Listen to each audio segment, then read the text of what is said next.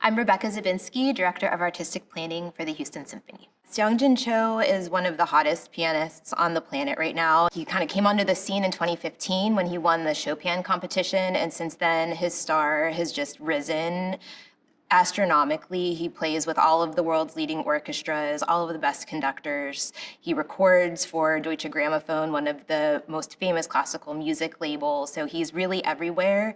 And some of our audience might have seen him for his Houston recital debut in the 21-22 season, which was absolutely fantastic. So we're super excited to welcome him to Jones Hall for his Houston Symphony debut.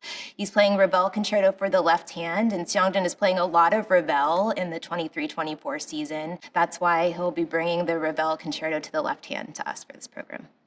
Symphony Fantasiatique is so exciting, and it's something that is really great for a first-time symphony goer. For somebody who's never heard a symphony before, this is the perfect thing to come and hear. It's about an artist who has an unrequited love, and because he's so depressed, because his love won't respond to him and won't reciprocate, that he overdoses on opium. And then the rest of the piece is sort of this fever dream of, starting off in a ball. There's a scene in a field, and then it kind of gets a little crazier. There's a march to the scaffold and this sort of satanic dream sequence at the very end.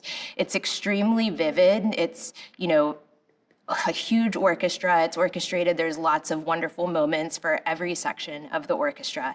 And also throughout the piece, there's this what's called an idée fixe, a consistent theme that is sort of the love theme. So throughout all of this, crazy psychedelicness, there's this, I'm in love with Harriet kind of theme. And interestingly, Harriet Smithson heard it a couple of years after Berlioz wrote it and realized that it was about her. So they started, courting, and he proposed to her, and she was going to say no, but then he took a lethal dose of opium and said, well, if you won't marry me, then I'm going to kill myself. And so she said, oh my goodness, I'll marry you. And then he produced an antidote out of his pocket and took it. And surprise, surprise, the marriage didn't last. But I think it's a pretty great story and a really great nugget of music history that's brought to life in this, spectacular score.